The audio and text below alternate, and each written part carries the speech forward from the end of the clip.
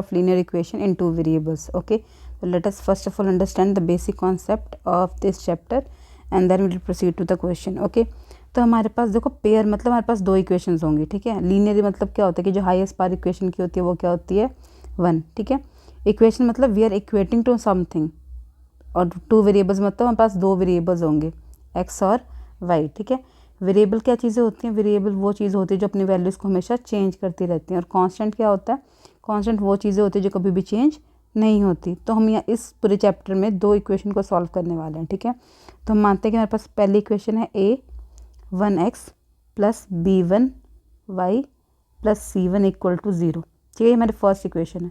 और दूसरी इक्वेशन हमारे पास हम लेंगे a2x plus b2y plus c2 equal to 0, ठीक है। इस इक्वेशन को हम, इक्वेशन क्यों है ये, क्योंकि हम इसे इक्वेट कर रहे हैं 0 से, इसलिए ये इक्वेशन है। अगर इक्वेट ना करते तो वो इक्वेशन नहीं होती, वो क्या होती, टर्म होती वो, ठीक है, पॉलिनोमियल होता वो। तो हमारे पास इक्वेशन क्या है यहाँ पे, पहली इक्वेशन है a1x b1y c1। यहाँ पे a1 क्या है, a1 जो है वो है coefficient of x, coefficient of x है ना इक्वेशन 1 में। b जो है वो कोफिशिएंट ऑफ y होगा और c जो है वो कांस्टेंट टर्म होगी, ठीक है, फर्स्ट इक्वेशन में। और a2 कोफिशिएंट ऑफ x होगा सेकंड इक्वेशन में, b2 कोफिशिएंट ऑफ y है सेकंड इक्वेशन में, और c2 क्या है, कांस्टेंट टर्म है, ठीक है।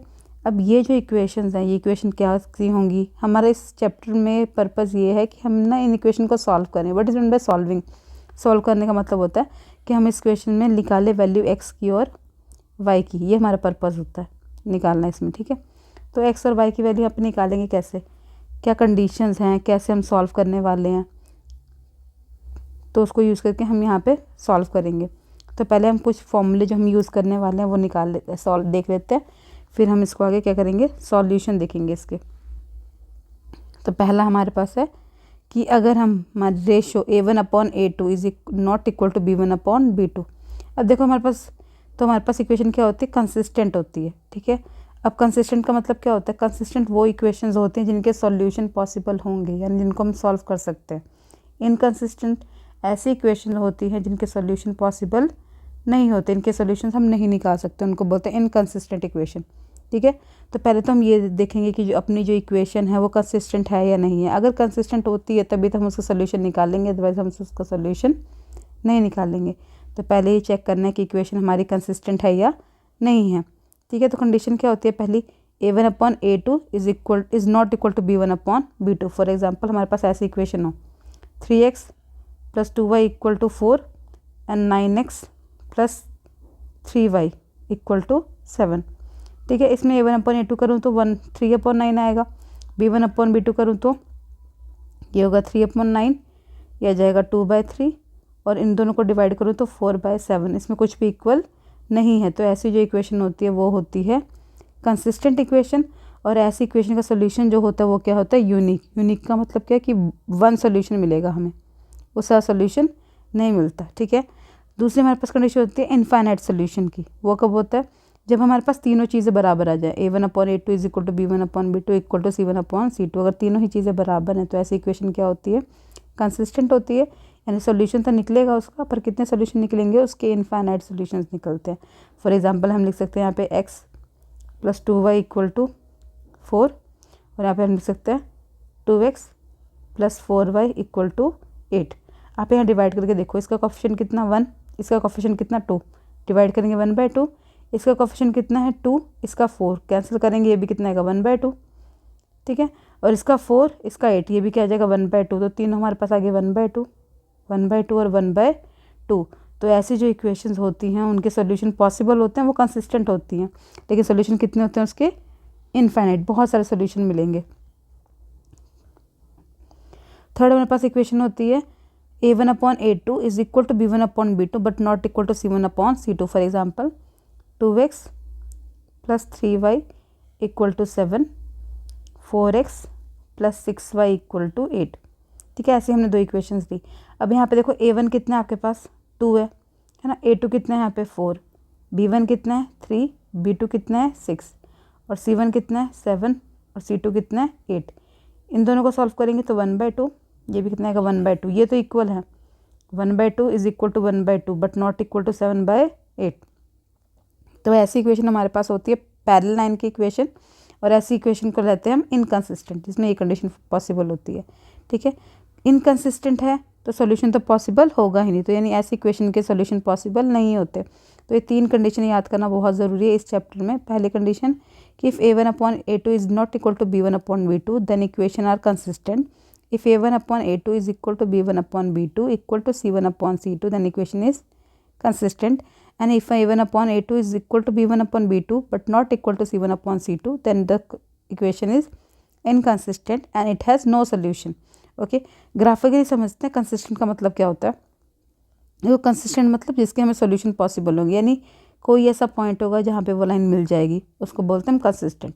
ठीक है, अब कंसिस्टेंट की 2 कंडीशन है, एक तो इंडिपेंडेंट कि दोनों पे डिपेंड नहीं करी, और एक होती है डिपेंडेंट। ठीक है, जो इंडिपेंडेंट है उनकी कंडीशन होती है a1/a2 is not equal to b1/b2। ठीक है, ये दोनों बराबर ही नहीं है, तो दोनों एक दूसरे पे डिपेंडेंट ही नहीं है।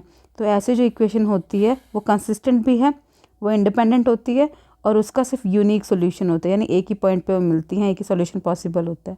दूसरी जो हमारी डिपेंडेंट इक्वेशन होती है, कंसिस्टेंट में डिपेंडेंसी जो आ जाती है उसमें, यानी हर लाइन का पॉइंट, यानी क्योंकि a1/a2 इक्वल टू b1/b2 है, तो यहाँ पे क्योंकि दोनों इक्वल है तो हर पॉइंट एक दूसरे पे डिपेंड कर रहा है ना, ये जैसा होगा ये भी वैसा ही होगा, ये जैसे पॉइंट होंगे ये भी वही होंगे। अगर इसको 2 लिखूँ मैं तो मेरा ये भी 2 होना चाहिए, इसको अगर मैं लिखूँ 3 तो ये भी मेरा 3 होना चाहिए, यानी पूरी इक्वेशन जो है वो एक दूसरे पे क्या है, डिपेंडेंट है। तो ऐसी इक्वेशन के बहुत सारे सोल्यूशंस होते हैं, इनफाइनाइट सोल्यूशंस होते हैं इनके। ठीक है, तो याद रखना कंसिस्टेंट इंडिपेंडेंट कौन सी होती है इक्वेशन, जो कि इंटरसेक्टिंग होती है, जो कट करती है एक पॉइंट पे, और कंसिस्टेंट डिपेंडेंट वो इक्वेशन होती है जो किसी भी वो जो हर पॉइंट पे मिलती हैं। ठीक है, 2 अगर मैं लाइन ड्रॉ कर दूँ ऐसे, जो हर पॉइंट्स के ऊपर एक लाइन ड्रॉ कर दूँ, वो हर पॉइंट पे मिलेगी, वो कौन सी लाइन हो जाएगी मेरे पास, डिपेंडेंट और कंसिस्टेंट लाइन होगी। कंसिस्टेंट के कितने सोल्यूशन होते हैं, इनफाइनाइट। डिपेंडेंट के, और जो लाइन जिसमें कुछ भी सेम नहीं होगा वो कौन सी लाइन होंगी, पैरेलल लाइन। और पैरेलल लाइन की क्या प्रॉपर्टी होती है, हम बचपन से पढ़ते आ रहे हैं कि पैरेलल लाइन कभी मीट नहीं करती। ठीक है, तो पैरेलल लाइन क्योंकि कभी मीट नहीं करती तो सॉल्यूशन ही पॉसिबल नहीं होगा, तो यानी ऐसी इक्वेशंस का कोई भी सॉल्यूशन नहीं होता। ठीक है, तो इस चैप्टर में ये चीज़ याद रखना, ये कंडीशन याद रखना इज़ वेरी वेरी इंपॉर्टेंट, कि अगर हमारे पास a1/a2 है, b1/b2 है, तो हमारे पास इक्वेशन होती है कंसिस्टेंट, यानी इसका सॉल्यूशन पॉसिबल होगा। ठीक है, और ऐसी लाइन को हम बोलते हैं इंटरसेक्टिंग लाइन, इंटरसेक्टिंग लाइन। ठीक है, दूसरा अगर हमारे पास कंडीशन आती है कि a1/a2 is equal to b1/b2 is equal to c1/c2। ठीक है, तीनों चीज़ क्या जाए हमारी इक्वल आ जाए, तो वो हमारे पास कंसिस्टेंट होती है, डिपेंडेंट भी होती है। ठीक है, और इसके सोल्यूशन कितने होते हैं, मैनी, और इनफाइनाइट सोल्यूशंस होते हैं इसके। ठीक है, अगर हमारे पास a1/a2 इक्वल है b1/b2 के पर बराबर नहीं है c1/c2 के, तो ऐसी इक्वेशन इनकंसिस्टेंट होती है, इसके 9 सोल्यूशंस होते हैं, और लाइन्स कौन सी होती हैं, ये पैरेलल। बस आपने ये याद कर लिया, आपके 2 मार्क्स तो कंफर्म हो गए बोर्ड में कि जो आपके आएंगे ही आएंगे। ठीक है, तो क्वेश्चन जो सिर्फ इस चीज़ से आते हैं वो हम स्टार्ट करते हैं। तो पहला क्वेश्चन जो इस टॉपिक से बनता है वो है to check the consistency and और इनकंसिस्टेंसी। ठीक है, चेक करना है कि हमारे पास जो इक्वेशन है वो कंसिस्टेंट है या नहीं है। तो अब जस्ट हमने इक्वेशन रिवाइज की है, क्या किया है कि इक्वेशन कंसिस्टेंट कब होती है, जब a1/a2 ना इक्वल हो b1/b2 के, या फिर a1/a2 इक्वल हो b1/b2 के और इक्वल हो c1/c2 के। ये दोनों कंडीशन होगी तो कंसिस्टेंट, अगर दोनों में से कोई कंडीशन नहीं है तो वो होती है इनकंसिस्टेंट। ठीक है, तो यहाँ पे आप देखो डिवाइड करके, पहला क्या है हमारे पास 3, a1 कितना है 3, a2 कितना है 2। ठीक है, b1 कितना है 4, b2 कितना है, यानी y लिखना भूल गई, b2 कितना है 7। ठीक है, c1 कितना है -7 और c2 कितना है 8। ठीक है, अब यहाँ आप देखो इन दोनों में कुछ भी कॉमन नहीं है, इन दोनों में कुछ कॉमन नहीं है, इन दोनों में कुछ भी कॉमन नहीं है, तो इक्वेशन कैसी है, a1 is not equal to, ये भी इक्वल नहीं है, तो कौन सी कंडीशन फॉलो हो रही है हमारी, फर्स्ट कंडीशन, यानी हमारे पास इक्वेशन क्या है, कंसिस्टेंट है। ठीक है, कंसिस्टेंट तो है, तीनों इक्वल नहीं है, तो लाइन कौन सी है, इंटरसेक्टिंग है। अगर इंटरसेक्टिंग लाइन है तो सोल्यूशन कितना है इसका 1, या फिर यूनिक सोल्यूशन है, ये आपको याद रखना है। ठीक है, नेक्स्ट इक्वेशन है हमारे पास 8x - 2y ठीक है। तो इस क्वेश्चन में भी सेम करना है, क्या प्रूफ करना है हमें, कंसिस्टेंसी और इनकंसिस्टेंसी। तो पहले A1 देख लो, A1 कितना है इस क्वेश्चन में 8, B1 कितना है, B1 है -2, C1 कितना है 6, है ना। इस तरफ लेके आए तो -6 बन जाएगा, तो इट डजेंट मैटर, आप ऐसे लिख सकते हो। इस तरफ लेके आओ तो कितना हो जाएगा -6। ऐसे A2 कितना आएगा हमारा 16, B2 कितना आ जाएगा -4 और C2 की वैल्यू कितनी आ जाएगी यहाँ पे, इसको इधर लेके आएंगे तो हो जाएगा -8। ठीक है। अब देखो, अब डिवाइड करके देखो इसको इससे, 8/16 इसको डिवाइड करेंगे इससे, -2/-4 इसको डिवाइड करो इससे, -6/-8, माइनस साइन से माइनस कैंसिल, यहाँ पे आ जाएगा 3, 2 3 ज़ा 6, 2 4 ज़ा 8, माइनस से माइनस 2 1 ज़ा 2, 2 2 ज़ा 4, 8 1 ज़ा 8, 8 2 ज़ा 16। तो हमें मिल गया 1/2 is equal to 1/2 but not equal to 3/4। ठीक है। अभी पढ़ के हटें, ये किसकी कंडीशन होती है, ये कंडीशन होती है थर्ड कंडीशन, किसकी पढ़ी हमने कंडीशन, नो सोल्यूशन की, इनकंसिस्टेंट की, और लाइन कौन सी होती है ये, पैरेलल। ठीक है। तो हम लिखेंगे ये कौन सी है, इनकंसिस्टेंट है, इनकंसिस्टेंट। ठीक है। सॉल्यूशन क्या होंगे, नो सोल्यूशन होंगे इसके, और लाइन किस टाइप की होगी, ये पैरेलल होगी। ठीक है। नेक्स्ट क्वेश्चन देखो, नेक्स्ट क्वेश्चन आपके पास A1 कितना दिया हुआ है 2, तो A1 को लिख लो 2 के बराबर, B1 कितना है 5 और C1 कितना आएगा, इसको इस तरफ ले आओ, हो जाएगा -10। A2 कितना हो जाएगा 3, B2 कितना हो जाएगा 15 और C2 की वैल्यू हम इस तरफ लेके आ जाएंगे तो ये नेगेटिव हो जाएगा, तो C2 की वैल्यू कितनी आएगी -7। डिवाइड करो, A1/A2 is equal to B1/B2 करके देखो। ठीक है। तो A1 कितना हमारे पास आया था यहाँ पे 2, A2 कितना है 5, सॉरी 3, B1 कितना है 5, B2 कितना है 15, C1 कितना है -10 और ये कितना है माइनस कैंसिल, 5 1 ज़ा 5, 5 3 ज़ा, ये 2/3 1/3 कुछ भी इक्वल नहीं है, तो कौन सी लाइन है ये पहली बात तो कंसिस्टेंट है, कंसिस्टेंट की कुछ भी इक्वल नहीं है ना।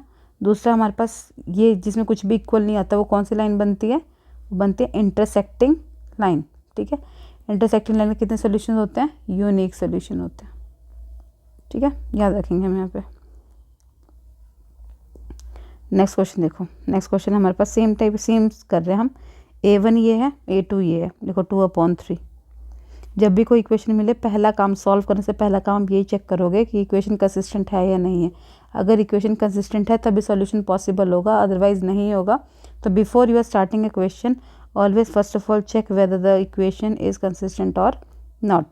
Okay, so here we are having B1 is -7, B2 is -2, C1 is 6 and this is 8, right? cancel हो जाएगा, this is not equal, this is 2, this is 4, this is also not equal। तो ये भी कौन सी बनी, ये बनी इंटरसेक्टिंग, क्या होती है ये, कंसिस्टेंट। सोल्यूशन क्या होता है इसका, यूनिक, हमेशा याद रखना। ठीक है। नेक्स्ट हमारे पास दूसरा टाइप जो इस चैप्टर से क्वेश्चन आता है वो to check a pair of linear equation is parallel, coincident और इंटरसेक्टिंग। या इंटरसेक्टिंग है, पैरेलल है या कोइंसिडेंट है। अभी हम करके हटे हैं, क्या चेक करना है हमें, A1/A2 ऑलवेज। तो A1 कितना 2, A2 कितना है, यहाँ पे कुछ भी नहीं है तो क्या लेंगे हम 1, B1 कितना है यहाँ पे 4, B2 कितना है यहाँ पे 2, C1 कितना है यहाँ पे, इधर लिखेंगे तो -6 और यहाँ लिखेंगे तो -3, माइनस से माइनस कैंसिल, 3 1 ज़ा 3, 3 2 ज़ा 6, 2 1 ज़ा 2, 2 2 ज़ा 4। तो हमारे पास 2 इक्वल टू क्या आ गया 2। तो ये इसमें तीनों इक्वल होते हैं, वो कौन सी लाइन होती है, वो होती है कोइंसिडेंट लाइन, जिसके हर पॉइंट सेम होते हैं, कोइंसिडेंट लाइन। अब कोइंसिडेंट लाइन कितने सोल्यूशंस होते हैं, इनफाइनाइट, है ना, पढ़ा है हमने अभी, इनफाइनाइट सोल्यूशन होते हैं। और ये भी क्या होती है, कंसिस्टेंट होती है। नेक्स्ट क्वेश्चन देखो, A1 is this, A2 is this, 9/3, B1 is 3, B2 is 6। ये -7 हो जाएगा इधर आके और यहाँ पे हो जाएगा -8। ठीक है, ये जगह 3, ये जगह 1, 3 1 ज़ा 3, 3 2 ज़ा 6 और 7/8 में तो कुछ कॉमन आता ही नहीं है, तो मिला 3/1 is equal to 1/2 is equal to 7/8। कुछ भी इक्वल नहीं है यहाँ पे, है ना। तो कौन सी लाइन बनी, ये इंटरसेक्टिंग लाइन बन गई। ठीक है, नेक्स्ट देखो A1 क्या है, A2 क्या है, 3/5। B1 कितना है -5, B2 कितना है 6, C1 -2, ये हमारे पास -3 इधर आ जाएगा। तो यहाँ पे देखो कुछ भी इक्वल नहीं आ रहा है, तो कौन सी लाइन है ये, इंटरसेक्टिंग लाइन है, जहाँ पे कुछ भी इक्वल नहीं आ रहा। ठीक है, सोल्यूशन कितने होते हैं इंटरसेक्टिंग लाइन के, यूनिक सोल्यूशन। ठीक है, अब हमारे पास नया क्वेश्चन आता है इस चैप्टर से, जो कि बहुत इंपॉर्टेंट और बहुत बार है, कह सकते हैं हर साल आता है, इस बार भी आएगा। तो जब भी आपको इस चैप्टर में पूछा जाए, इस चैप्टर से जनरली आता है to find the value of unknown. ठीक है, कोई ऐसी चीज़ है जिसकी वैल्यू में पता नहीं, उसकी वैल्यू निकालनी है हमें। ठीक है, if line is a parallel, intersecting या कांस्टेंट, इनमें से कोई एक चीज़ होती है तो हमें क्या निकालना होता है, उसका सोल्यूशन। अब देखो, अब भी हमने किया पैरेलल, हमारे पास कोइंसिडेंट लाइन या का मतलब पैरेलल लाइन पहले लिख लेते हैं। पैरेलल लाइन का क्या सोल्यूशन होता है कि A1/A2 is equal to B1/B2 but not equal to C1/C2। Intersecting का क्या होता है, वो होता है A1/A2 is not equal to B1/B2 is not equal to C1/C2। और कोइंसिडेंट के लिए तीनों चीज़ें क्या होती हैं, बराबर होती हैं, B1/B2। ठीक है, तो हमें निकालनी है वैल्यू ऑफ कोइंसिडेंट लाइन के आगे कंडीशन क्या होती है, A1/A2 is equal to B1/B2 is equal to C1/C2। ठीक है, कंडीशन हमने याद कर ली। अब पहला क्वेश्चन करते हैं, find the value of equation, find the value of m की वैल्यू निकालनी है of equation mx + 4y - 6 and 2y - 8y + 12। देखो A1 क्या है, A1 की वैल्यू पहले लिख लो, कितनी है m। A2 की वैल्यू कितनी है यहाँ पे 2। B1 की वैल्यू कितनी है, ऐसे लिखा करो ऊपर नीचे में तो ठीक रहेगा। A2 की वैल्यू कितनी यहाँ पे आई 2। B1 की वैल्यू यहाँ पे कितनी दे रखी है हमारे पास 4, है ना। और B2 की वैल्यू कितनी है यहाँ पे -8। C1 की वैल्यू कितनी है -6 और C2 कितना है यहाँ पे हमारे पास 12। अब हमारे पास इनफाइनाइट लाइन का सोल्यूशन क्या है, A1/A2 is equal to B1/B2 is equal to C1/C2। Coincident line होती है जिसके इनफाइनाइट सोल्यूशंस होते हैं। तो बस दोनों को डिवाइड कर दो, क्या जाएगा m/2 इज इक्वल टू 4/-8, है ना।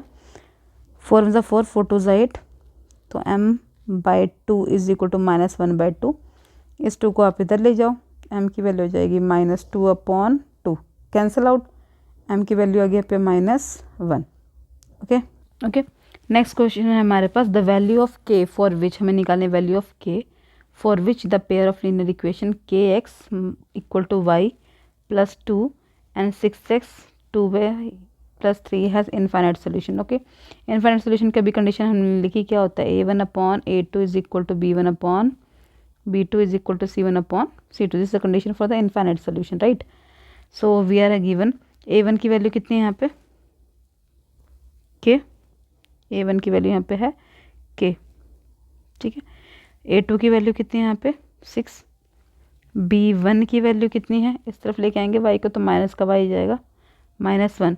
ठीक है, ऐसे C1 को दूसरी तरफ लेके जाएंगे तो C1 की वैल्यू भी कितनी आ जाएगी -2। ऐसे आप इसको इस तरफ लेके जाओ, B2 की वैल्यू आ जाएगी -2 और इसको भी इस तरफ लेके जाओगे क्योंकि एक तरफ होनी चाहिए तीनों चीज़ें, तो C2 की वैल्यू हो जाएगी -3। ठीक है ना, इक्वेट कर दो किसी भी दो को तो मिलेगा k/6 is equal to -1/-2, minus से माइनस कैंसिल, 6 को उधर ले जाओ, k will be equal to 6/2 which is equal to 3, यानी k की वैल्यू कितनी आ जाएगी यहाँ पे 3 हमारे पास आ जाएगी। ओके, नेक्स्ट क्वेश्चन है हमारे पास, the pair of linear equation ax + 2y = 9। तो यहाँ पे भी लिख लो A1 कितना है, A1 की वैल्यू हमें दे रखी है A2 की वैल्यू कितनी है 3, B1 की वैल्यू कितनी है यहाँ पे 2 और B2 की वैल्यू कितनी है यहाँ पे B। ठीक है, C1 की वैल्यू कितनी है 9 और C2 की वैल्यू कितनी है 18। अब लाइंस क्या है, पैरेलल लाइन है। पैरेलल लाइन की कंडीशन क्या होती है, हमें पता है A1/A2 is equal to B1/B2 but not equal to C1 upon C2। ठीक है, तो A1 कितना है हमारे पास यहाँ पे, A upon 3 is equal to 2 upon B is not equal to 9 upon 18। 9 1 9, 9 2 18। तो पहले इसको इक्वेट कर दो, तो हम लिखेंगे A upon 3 is equal to 1 upon is not equal to 1 upon 2। ऐसे 2 upon B is not equal to 1 upon 2। ठीक है, एक बार इसको इक्वेट कर दिया इससे, एक बार इसको इक्वेट कर दिया इससे, तो 3 की वैल्यू इधर आ जाएगी, तो A की value is not equal to 3 upon 2। ऐसे अगर हम B को इधर लेके जाएंगे और 2 को इधर लेके जाएंगे, B इधर चल जाएगा, 2 2 से कितना हो जाएगा 4, तो B is not equal to 4।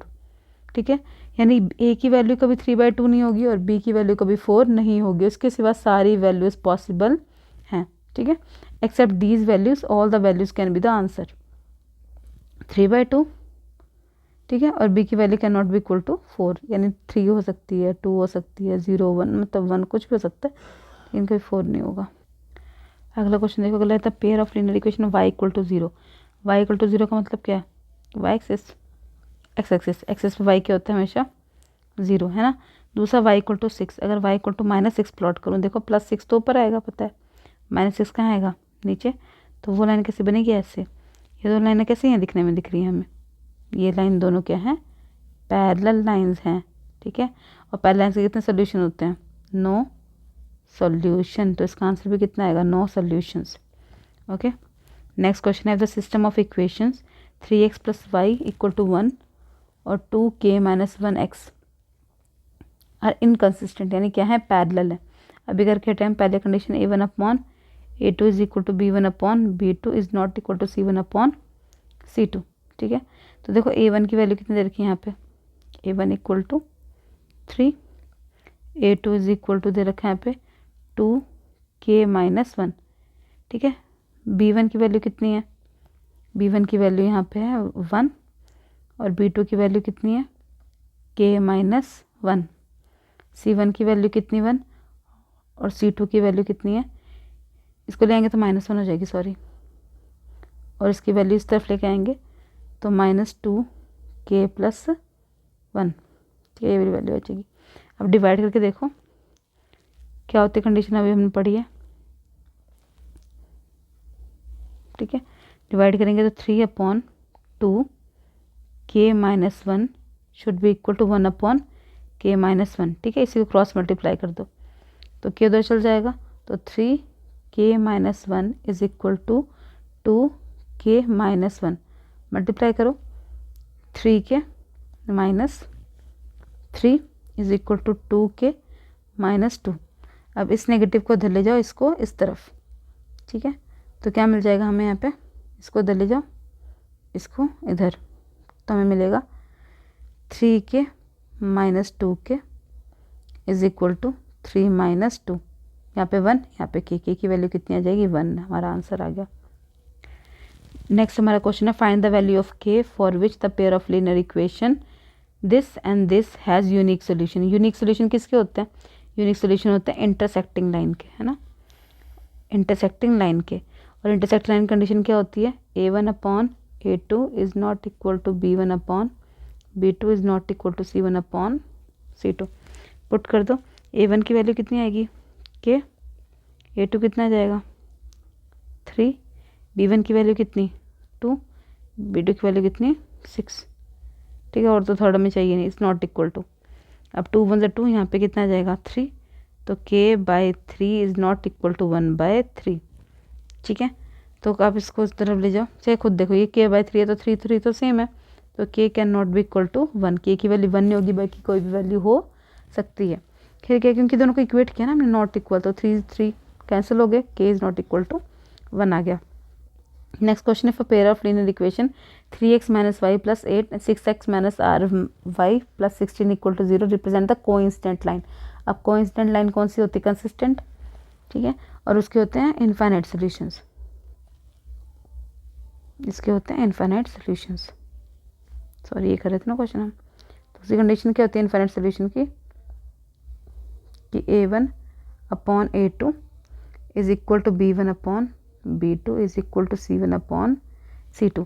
ठीक है, तो A1 की वैल्यू कितनी है 3, B1 की वैल्यू A2 की वैल्यू कितनी है 6, B1 की वैल्यू -1, B2 की value minus of R, minus से माइनस कैंसिल, 3 1 ज़ा 3, 3 2 ज़ा 6, 1/2 is equal to 1/R, cross multiply R equal to 2। ठीक है, नेक्स्ट है if the system of linear equation has infinite solutions, यहाँ पे इनफाइनाइट सॉल्यूशन दे रखे हैं, तो अभी हमने कंडीशन क्या करी कि A1/A2 is equal to B1/B2 is equal to C1/C2, ये कंडीशन होती है। तो यहाँ पे देखो A1 कितना है 2, A2 कितना है 2A is equal to B1 कितना है 3, B2 कितना है हमारे पास पूरा है ये A प्लस B, C1 कितना है 7 और C2 कितना है 28, 7 × 7, 7 4 28। अब देखो इन दोनों को कंपेयर करेंगे तो कुछ नहीं मिलेगा, तो पहले क्या करो, पहले इसको कंपेयर करो इसके साथ, ठीक है, इन दोनों कंपेयर करो, फिर इन दोनों को कंपेयर करो, तो आपको आंसर मिलेगा। ठीक है, तो शुरू करते हैं। आप लिखो 2/2A इज इक्वल टू 1/4, ठीक है, और एक बार लिखो 3A + B is equal to 1/4, 2 से 2 कैंसिल, A को उधर ले जाएंगे, 4 को इधर, तो A की वैल्यू कितनी आ जाएगी यहाँ पे 4, यहाँ पे A की वैल्यू 4 पुट कर दो, 4 + B is equal to 1/4, cross multiply कर दो, 4 3 से कितना आ जाएगा 12 इज इक्वल टू 4 + B, इस 4 को माइनस कर दो, तो 12 - 4 इज इक्वल टू B, तो B की वैल्यू कितनी आ जाएगी यहाँ पे 8 आ जाएगी हमारे पास वैल्यू। ओके, नेक्स्ट क्वेश्चन है find the value of C for which the equation has infinite solution, same condition A1/A2 is equal to B1/B2 is equal to C1/C2, तो A1 कितना है यहाँ पे C, A2 कितना है यहाँ पे 12, B1 कितना है 3, B2 है C। ठीक है, थर्ड तो हमें जाने की ज़रूरत ही नहीं है क्योंकि वह 3 - C/C, इन दोनों को सॉल्व करते हैं, इसको मल्टीप्लाई कर दो, इसको मल्टीप्लाई कर दो, C × C, C², 12 3 ज़ा 36, स्क्वायर हटाएंगे यहाँ पे रूट लगेगा। ठीक है, किसकी वैल्यू होती है 36, वो होती है 6 की, तो C की वैल्यू 2 आ गई +-6। नेक्स्ट क्वेश्चन हमारे पास लास्ट क्वेश्चन है ये, the pair of linear equation 2x = y + 6, 15y = 6x ± 18 represent 2 line, these line are, ये बताना कि कौन सी लाइन है, इंटरसेक्टिंग है, पैरेलल है, कौन सी लाइन है ये बतानी है हमें। ठीक है, तो पहले क्या करो, यहाँ पे लिखो, इन सबको इस तरफ ले आओ, नेगेटिव हो जाएंगे, तो A1 कितना आ जाएगा हमारे पास 2, A2 कितना आएगा, A2 ये है, ये उस तरफ जाएगा ना, या सारे एक तरफ ले आओ, इसको उधर ले जाओ, तो पहले तो इक्वेशन को चेंज कर लेते हैं, वेट, इक्वेशन कैसे चेंज करो, आपके पास इक्वेशन थी 2x = 5y + 6, इसको भी इस तरफ ले आओ, इसको भी इस तरफ ले आओ, तो आपको मिलेगी 2x - 5y - 6 = 0। ठीक है, दूसरी इक्वेशन क्या मिलेगी हमारे पास, इक्वेशन क्या है 15y = 6x - 18, इसको इधर ले जाओ, इक्वेशन मिल जाएगी 6x - 15y - 18 = 0। अब इसमें देखो A1 कितना है 2, A2 कितना है 6, B1 कितना है -5, B2 कितना है -15, C1 कितना है -6 और ये कितना है, तो 2 × 2 3, माइनस से माइनस कैंसिल, 5 × 5, 5 3 = 15, माइनस से माइनस 6 × 6, 6 3 = 18, तो यहाँ पे आ रहा है 1/3 is equal to 1/3 is equal to 1/3, तीनों चीज़ें क्या हैं इसकी इक्वल, तो ये कौन सी लाइन होगी, ये हो जाएगी हमारे पास coincident line, coincident line, consistent होती है ये, किन सोल्यूशन होते हैं इसके होते हैं इनफाइनाइट सॉल्यूशंस। ठीक है, तो आज हमने इस वीडियो में किया कि हमारे पास क्या क्या इंपॉर्टेंट चीज़ें इस चैप्टर से बनती है। ये चैप्टर जो है वो अलजेब्रा की सबसे ज़्यादा वेटेज रखने वाला चैप्टर है ये, पेयर ऑफ लीनियर इक्वेशन। तो आज हमने इसका फर्स्ट टॉपिक जो इंपॉर्टेंट होता है कंसिस्टेंसी और इनकंसिस्टेंसी वो कंप्लीट किया है। ठीक है, उसमें हमने जाना है कि हमारे पास कौन कौन सी लाइंस होती हैं, कंसिस्टेंट क्या होता है, ऐसी इक्वेशन जिसका सॉल्यूशन पॉसिबल होता है वो कंसिस्टेंट होती है। 2 इक्वेशन कंसिस्टेंट होती है, एक होती है हमारे पास इंटरसेक्टिंग लाइन की और एक होती है कॉन्स्टेंट लाइन की। इंसिडेंट लाइन में A1/A2 is not equal to B1/B2, पर जो हमारे पास कोइंसिडेंट लाइन होती है उसमें तीनों ही चीज़ें इक्वल होती हैं आपस में। पैरेलल लाइन ऐसी लाइन है जो कभी मीट नहीं करेगी तो उसका सोल्यूशन होता ही नहीं है, तो उसके लिए A1/A2 is equal to B1/B2 but not equal to C1/C2 की कंडीशन होती है। पैरेलल लाइन इनकंसिस्टेंट होती है, नो सोल्यूशन होती है। इंटरसेक्टिंग लाइन जो है वो कंसिस्टेंट होती है, उसके यूनिक सोल्यूशन होते हैं। ठीक है, जो कोइंसिडेंट लाइन है, कोइंसिडेंट मतलब एक लाइन ऐसे उसके ऊपर एक और लाइन ड्रॉ हमने कर दी एग्जैक्टली, तो सारी वैल्यूज तो सेम होंगी। ऐसी लाइन होती है कोइंसिडेंट, और कोइंसिडेंट लाइन के इनफाइनाइट सॉल्यूशंस होते हैं। क्योंकि हमने ग्राफ भी देखा पैरेलल लाइन का ग्राफ कभी मीट नहीं करता तो उसके 9 सॉल्यूशंस होते हैं। इंटरसेक्टिंग लाइन कहीं एक पॉइंट पे कट करती है तो उसका यूनिक सोल्यूशन होता है। और क्योंकि कोइंसिडेंट लाइन तो एक दूसरे के ऊपर ड्रॉ ही है तो वो हर पॉइंट पे मीट करती है तो उसके इनफाइनाइट सॉल्यूशंस होते हैं। फिर हमने किए थे इसके बहुत सारे क्वेश्चन जो सारे बोर्ड्स में आए, सारे क्वेश्चन वही हैं जब तक कि बोर्ड में आए हुए हैं, ठीक है। तो यहाँ आप इन क्वेश्चन को कर लो तो आप फॉर श्योर ये 2 मार्क्स का क्वेश्चन है, 3 मार्क्स का क्वेश्चन है, तो आप इजीली आपसे ये अटैम्प्ट हो जाएगा। और बेटा ये क्वेश्चन तो आएगा ही आएगा, ठीक है, आता ही है हमेशा इस क्वेश्चन, तो इस बार भी आएगा ही।